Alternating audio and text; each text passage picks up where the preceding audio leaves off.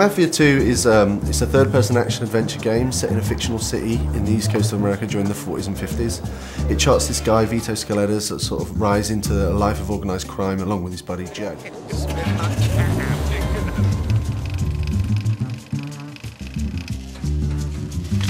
What is it that you want? I want to know why you had our friend killed. Well, like every classic mob story, Mafia 2 is a story about friendship, betrayal. The guys who you think are the bad guys might not really be the bad guys.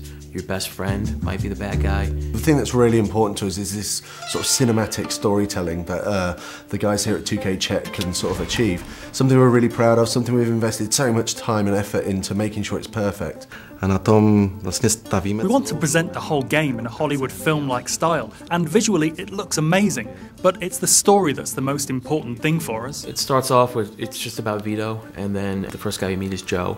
He's Vito's best friend, and then you'll meet Vito's mother and sister right away. Vito, my boy. My boy's home. Vito's a nice guy, he has strong morals, he doesn't kill people because he wants to, he kills because he has to. He just wants to get a bit of money, a bit of respect and a bit of power. Vito doesn't aspire to be the Don. Here's your 300 bananas. I'm taking my cut as the middleman. Next time, you're on your own. All right. Thanks, Joe. When I first got the first version of the script, one thing that really stuck out was that it was a buddy story. It wasn't just one guy on his own doing what he wants. Like I said, I know people. You get all the official paperwork tomorrow. Joe's sort of a shoot first, sort of ask questions later sort of guy, you know. Joe is the guy who comes up with the schemes and or tries to come up with the schemes, and Vito kind of makes sure that they both don't get arrested or killed. Joe just makes some pretty dumb decisions through the story, you know, and Vito is just left to sort of like deal with that and sort of get Joe, his best buddy, out of these scrapes. Don't worry, I thought of everything. I got these phone company uniforms so we can pretend to be fixers something. Sounds a little too simple.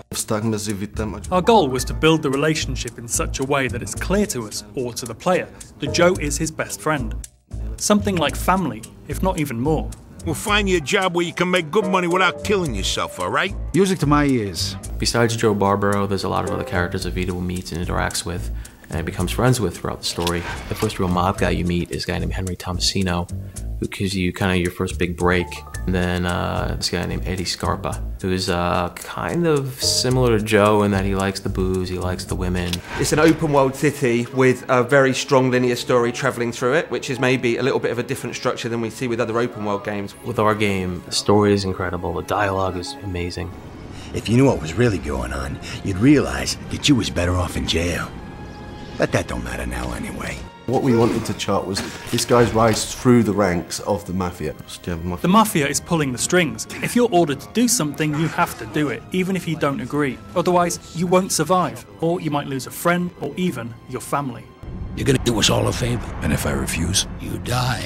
The life of a mobster isn't what it's all made out to be, you know. It's not all really glamorous, you know. It has some really bad things that happen to it, and we really explore that during the story. I think it's really interesting. People are going to really enjoy it.